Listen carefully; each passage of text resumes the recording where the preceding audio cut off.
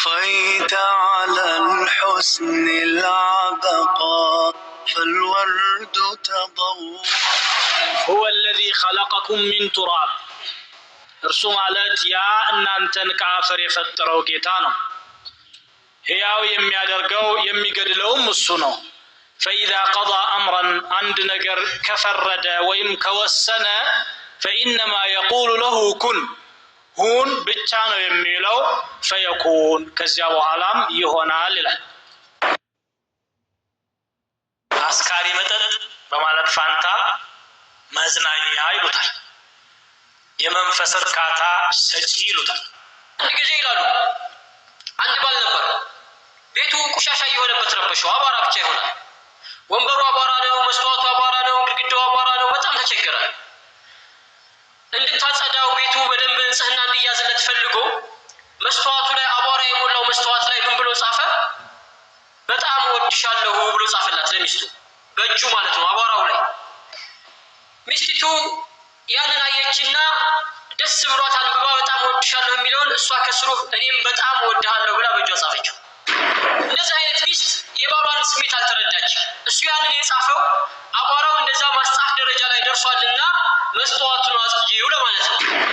أيها الناس اعملوا لله رغبة أو رهبة فإنكم نبات نعمته. لقد كتب الموت على بني آدم قتلا أو حتف أنوفهم فتجلد. كم تتجلدين يا أمه، كم تتجلدين. يا سكينة، أتيتك خاطبا على ذلك يؤلف القلوب ويهدئ النفوس. أنا من بيت ربته مكارم الأخلاق، فكيف أتزوج قاتل زوجي؟ ليتنا كنا حطابين بوادي القرى أو صيادين على شاطئ أيلة أو رعاة في بادية رشد. ويح السلطان ما أبعد رحمه، ويح السلطان ما أبعد رحمه. أنا الحجاج، أنا الويل لمن يعصي أمري. لقد تقلدت أمر أمتي محمد صلى الله عليه وسلم، فكرت في الفقير الجائع والمريض الضائع والمظلوم المقهور والمأسور وذي العيال في أقطار الأرض. سألتك عن مصدرها، أمرك تلبسينها من قبل. كان والدي رحمه الله قد أهداني إياها. ستعود إلى بيت مال المسلمين، وإلا فهو فراق بيني وبينك، لن أكون أنا وهذه الجواهر في بيت واحد. فكيف لو رأيتني بعد 3 في قبري وقد سالت حدقتي على وجنتي وانشقت بطني وجف لساني وجرت الديدان في بدني، لكنت أشد إنكارا لي. ከስምና እምነት ውጭ ያለው ሰው ጋር ተግባብተህ እየተገበያየህ እየሳቅ ፈገግ እያልክ እየመጣ መስጊድ የምትመጣ ወንድምህን አሰላሙ አለይኩም ሲል መልስ ትነፍገዋለህ። መንገድ ላይ የምታገኘው ሙስሊም ወንድምህን ሰላምታ ትነሳዋለህ። ምን አይነት አቅል ነው? የእስልምና እምነት ደግሞ መገለጫው ምንድን ነው? ዲኑ ተውሂድ ነው፣ የአንድነት ዲን ነው። የሚገርመው ግን የአንድነት ዲን ነው፣ እመቱ ተበታትኗል፣ እመቱ ተለያይቷል፣ እመቱ እርስ በርሱ ተበላልቷል። ይሄ ተጨባጭ የሚስተናገድበት ማህበረሰብ ለዚህ ውድቀት ለዚህ የተፈጠረ ላለው ችግር ምክንያት የሆነው ከዚህ ተጨባጭ አንፃር ለምን በቀን 5 ጊዜ ሙስሊሞች እየተገናኙ አንድነታቸውን እንዲያጠናክሩ ግንኙነታቸውን ትስስራቸውን እንዲያበረቱ ይሄ ብቻ በቂ አይደለም። ጀነት አስገቡ እስካላመናችሁ ድረስ አታምኑም ደግሞ እስካልተዋደዳችሁ ድረስ። ረሱል አሚን ሰለላሁ ሁል ጊዜ ጭንቀታቸውን ለኡመት ጭንቀት اللهم امتي እያሉ ነው የሚያለቅሱት። ሌሊት ቆመው ያለቅሳሉ። ሰውነታቸው ደማ፣ አካላታቸው ቆሰለ። ዘይድ ብን ሐሪሳ ተከትሏቸው የነበረው ረዲየላሁ ዐንሁ አማራጭ ስላልነበረው ጀርባውን ሰጥቶ ነብዩን ሸፍኖ አንዴ ድንጋዩ ጭንቅላቱ ላይ ሲያርፍ አንዴ ጆሮውን ሲመታ በጆሮው ደሞች ሲንጠባጠቡ እግሮቹ ደም ሲያነቡ ይሄ ሁሉ በመከራት ነብዩ አለይሂ ወላሂ ኢላሁ ረሱል ከደረሰብኝ ስቃይና እንግልት ሰዎቹ ከመለሱልኝ መልስ የተነሳ አንገቴን እንደነፋው ቀጥ ሳልን ምን የምትባል ምንጭ ድረስ ደረስኩ ያሉት ረሱል ሰለላሁ ዐለይሂ ወሰለም።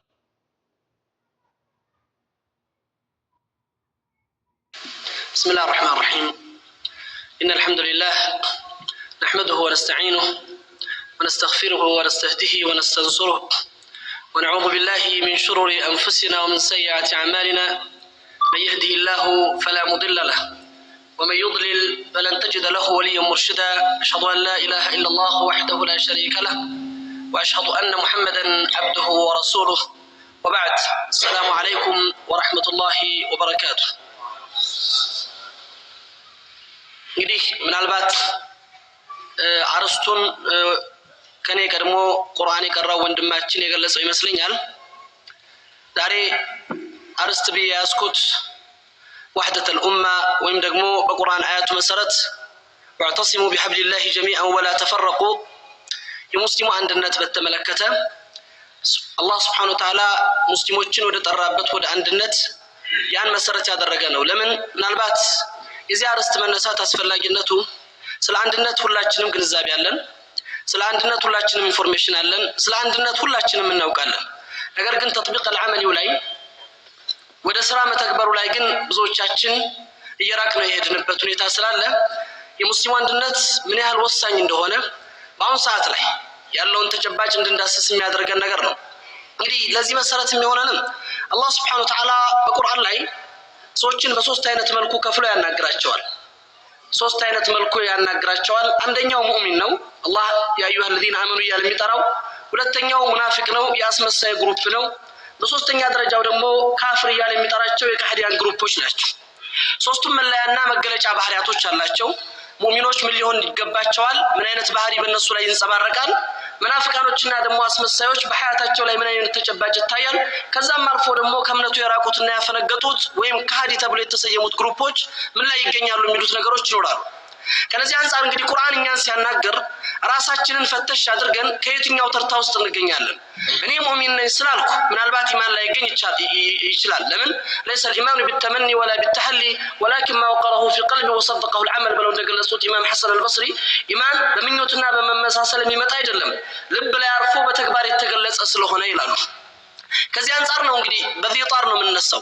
የተነገሩት ነገሮች ሰምታችኋል ከቁርአኑም በፊት የኡመቱል ሙስሊሚን መሲር የሙስሊም ማህበረሰብ ያለበት ተጨባጭ خاصة هذه المئة السنة በዚህ አንድ ክፍለ ዘመን ውስጥ ያለፉት ነገሮች ምናልባት በጣም ከባድ የሆኑ መባዕሰር ብትንትን የሚያደርጉ ሙስሊሙን በትልቅ አደጋ ውስጥ የከተቱ ችግሮች ተስተናግደዋል። ሙስተህደፍ ሆኗል። ሙስሊሙ ከየትኛውም አቅጣጫ ጠላቶች በመተውበት ብዙ አደጋ ፈጥረውበታል፣ ብዙ ችግር አድርሰውበታል፣ የተለያየ መከራ ወርዶበታል። في مشارق الأرض ومغاربها አገራቶችን መግለጽ ቦታዎችን መንሳት ምናልባት ያን ያስፈልግ ላይሆን ይችላል። በቂ ነገር ስለምናቅ ሚዲያ የሚሰጠን ሽፋን ስላለ ماذا يجري في العالم الإسلام بأمة الإسلام لا يمر يدرس له إيه كله معصات حقيقة إيه كله مكرة بل لا لا በሌላ ማህበረሰብ ላይ ደርሶ በነበር ከመድረገ ተጠፉ ነበር። ነገር ግን ሙስሊሞች በመሆናቸው መባዲያ ቁርአን ይሄ ሩህ الإيمان አለና በስሙት በስባት በሪባጥ በጥንካሬ ይሄን ተሸክሞ ማለፍ የቻለ ማህበረሰብ ነው። ለዚህ ነው አላህ Subhanahu Wa Ta'ala ይሄን ትልቅ ኻስያ ሰጥቶት ኩንቱም ኸይረ ኡመቲን ኡኽሪጀት ሊናስ ተዕሙሩነ ቢልመዕሩፍ ወተንሐውነ ዐኒል ሙንከር ወቱእሚኑነ ቢላህ። ለሰው ዘር ከተገለጸች ህዝቦች ሁሉ በላጭ ናችሁ። ሰዎችን ወደ መልካም መንገድ ታመላክታላችሁ፣ ትጠራላችሁ፣ ከመጥፎ ስነ ምግባርና ስራ ደግሞ ትከለክላላችሁ። በአላህ ታምናላችሁ ይላል አላህ Subhanahu Wa Ta'ala። በአላህ ያላቸው ኢማን፣ በአላህ ያላቸው ሲቃ፣ በአላህ ያላቸው እርግጠኝነት በምድር ላይ ለሚመጡት ችግሮችና መከራዎች መሸከም የሚችሉበትን አቅም እንዲያጎለብቱ ያደርጋቸዋል።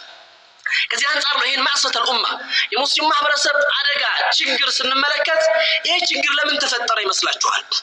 በየቦታው የሚደርሰው የተለያየ ጉዳት ህፃናት፣ ሽማግሌ፣ አዛውንት፣ ሴቶች ላይ የሚደርሰው መሰደድ፣ መከራ፣ ሞት፣ ችግር ለምን ተፈጠረ? ለምን መጣ? ምንድነው ምክንያቱ ብለን ስናስብ የሙስሊሞች መለያየት፣ የሙስሊሞች መበታተን። ሙስሊሞች መካከላቸው ያለው ግንኙነት በጣም በሚያሳዝን ሁኔታ ተበታተነ።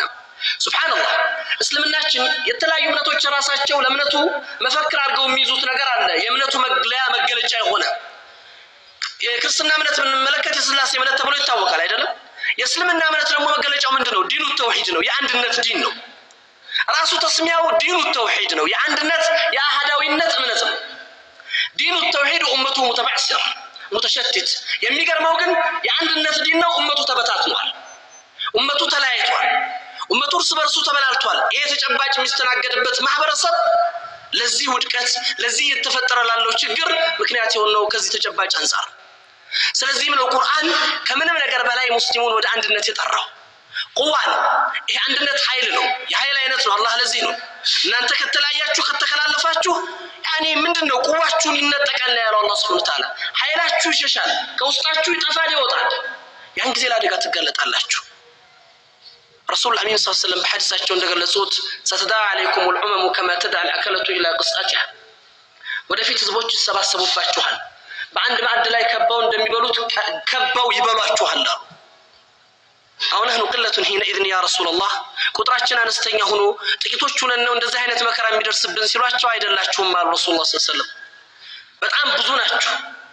በሉ አክثر ولكنكم غثاء كغثاء السيل ነው ያሉት ረሱል ሰለላሁ ዐለይሂ ወሰለም።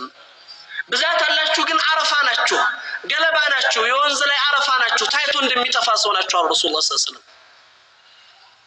ይሄ አደጋ በእናንተ ውስጥ ይደርሳል ያሉት ጠላቶቻችሁ ከበው ካለው ልክ በአንድ ማዕድ ላይ ተቀምጠው ተጠራርተው እንደሚበሉት ተጠራርተው ይበሏችኋል ያሉት ረሱል ሰለላሁ ዐለይሂ ወሰለም። እስልምና ሲነሳ ሁሉም በአንድነት ይመጣሉ እስልምናን ለመምታት። ከዚህ አንፃር የኛ ግዴታ ምንድነው? ይሄንን ችግር ለመታደግ የሙስሊሙን ኡማ መሲር ለማስተካከል ሙስሊሙ ሊሆን የሚገባው ነገር ምንድነው? ወዴት ነው መምጣት ያለበት? ወደ መለያየት፣ ወደ መበታተን፣ አንዱ አንዱን ማውገዝ፣ አንዱ አንዱን መጥላት፣ ወንድም ወንድሙን ጠልቶ ሆነ ነው። እንዴት አይነት ልብ ነው ጠልተህ እንድትኖር የሚያደርገው ወንድምህን? ከእስልምና እምነት ውጭ ያለውን ሰው ተቀብለህ አስተናግደህ መስጊድ የገባው ወንድምህን ላይንህ ማየት ጠልተህ ወይም ደግሞ እንኳን መስጊድ ሳይገባ ሙስሊም የሆነ ወንድምህን በራህመት አይን ለማዳን መድረስ ሳትችል ቀርተህ ጠልተህ ሰው እንዲወጣ ማድረግ ምክንያት መሆን በእኛ ውስጥ እየተስተናገደ ያለው ባህሪ ከየትኛው እስልምና መርህ፣ ከየትኛው እስልምና መመሪያ፣ ከየትኛው የነቢያችን ሰለላሁ ዐለይሂ ወሰለም ፈለግ ይዘነው ነው? ይሄ ነው ዛሬ ያለው ትልቅ ኪሳራ። በዚህ ኪሳራ ላይ ነው እኛ የምንነጋገረው። ይሄን ኪሳራ ለውጥ ለማምጣት ከዚህ ችግር ለመውጣትና ለመዳን መጨረሻችንን እናስተካክልና ወደ ተሻለ ጉዞ ለመጓዝ የዚህ ኡማ መሲር ትናንት የነበረበትን ማንነትና ታሪክ አስታውሰን ወደዛ ዚማም ለመመለስ የሚጠቅመን ብቸኛ መፍትሄ የሚሆን ከዚህም አንፃር ነው የሚነሳው። ስለዚህ ነው እንግዲህ አላህ Subhanahu Wa Ta'ala በቁርአን ላይ مسلمين قدم عند التكرر سورة العمران لأن السبع بعد أعوذ بالله من الشيطان الرجيم يا أيها الذين آمنوا اتقوا الله حق تقاته ولا تموتن إلا وأنتم مسلمون واعتصموا بحبل الله جميعا ولا تفرقوا. قدم عند القواتشو الله سوتشين بصوت إطار واستكفلوا بصوت عينات قصتنا بحر يسكمتوا سيانا قراتشو مؤمنوچن ሲገልጻቸው ኢማንን ምርጫ አርጋችሁ አንስታችኋል። ኢማንን መርጣችኋል። እንግዲህ ቁርአን ላይ فمن كان فليؤمن ومن كان فليكفر ነው አይደለም? የፈለገ ይመን የፈለገ ይካድ ነው ያለው አላህ Subhanahu Wa Ta'ala። ኢማንን ምርጫ አድርገህ ከያዝክ በኋላ ሌላ አማራጭ አትፈልግም። ኩፍርን አማራጭ አድርጎ ያነሳ ሰው ሌላ አማራጭ ነው አይፈልግም። የሚነገረው በዛው በኩፍር ቋንቋ ነው፣ የሚጠራውም ደግሞ በዛ በኩፍር ሲፋ ነው። ስለዚህ አላህ Subhanahu Wa Ta'ala እናንተ ኢማንን ምርጫ አድርጋችሁ የያዛችሁ ሰዎች ሊኖራችሁ የሚገባ ባህሪ ነው። አላህን የሚገባውን ጥንቃቄ ተጠንቀቁት ወይም ፍሩት። ሙስሊሞች ሆናችሁ እንጂ እንዳትሞቱ ይላል። ሙስሊሞች ሆናችሁ እንጂ እንዳትሞቱ ካለ በኋላ ምን እያለ ነው አላህ? በዚህ አያት ላይ የሚያናግረው ነገር አለ። አንድ ነገር መሩት ሲጀምር አያቱ ያ አዩሃ الذين آمنوا ብሎ ነው የጀመረው። እናንተ ያመናችሁ ሰዎች ሆኖ ብሎ ከጀመረ በኋላ ወላ ተሙቱነ ኢላ ወአንቱም ሙስሊሙን ያለው ግን ሙስሊሞች ሆናችሁ እንጂ እንዳትሞቱ ሲል ይሄ ኢማን ዛሬ እንደዚህ የምንፎክርበት የበላይነት ስሜት ተሰምቶ ሌሎችን የምታወጣበት የምታወግዝበት ኢማን አይደለም። በሱ ልትኖር ምናልባት እሱም ጠፍቶ እስልምናውን አትልትየት ትችላለህ ነው የሚለው አላህ Subhanahu Wa Ta'ala። የኔና አንተ የጉዞ መስመር በአላህ እጅ አለ ነው። የመጨረሻ ሁኔታ በአላህ እጅ አለ ነውና አትመካበት። ይሄን ኢማን ጠብቀህ ለመሄድ ጥረት አድርግ እንጂ የአላህ ፈድል ነውና። ከዚህ አንፃር ወላ ተሙቱነ ኢላ ወአንቱም ሙስሊሙን እጅ ላይ ኢላሀ ኢላላህ አተ እንኳን እንዳትሞት ያሰጋልና ኡመቱ ተበታትኗል። ኡመቱ ተለያይቷል።